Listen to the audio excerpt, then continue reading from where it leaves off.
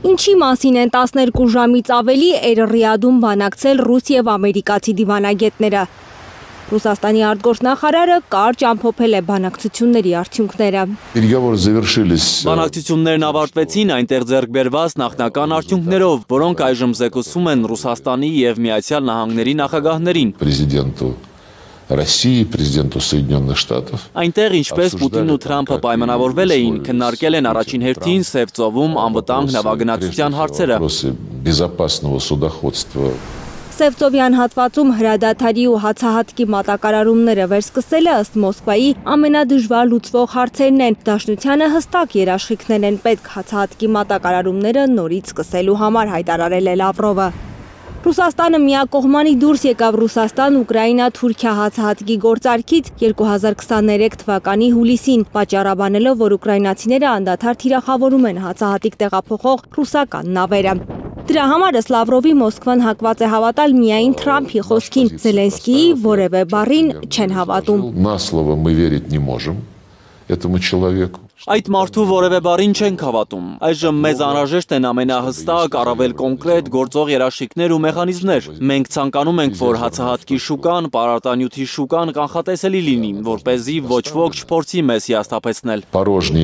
Մինչ Լավրովը մանրամասներ կպատմեր բանակցություններից, ռուսական պատվիրակության անդամ Դաշնային խորհրդի միջազգային հարցերով նախագահ Գրիգորի Կարասինը հայտնել էր, որ բարդ խնդիրներ են քննարկել ամերիկացի բանագնացների հետ, չմանրամասնելով, թե հատկապես որ հարցերի շուրջ են եղել դժվար քննարկումները։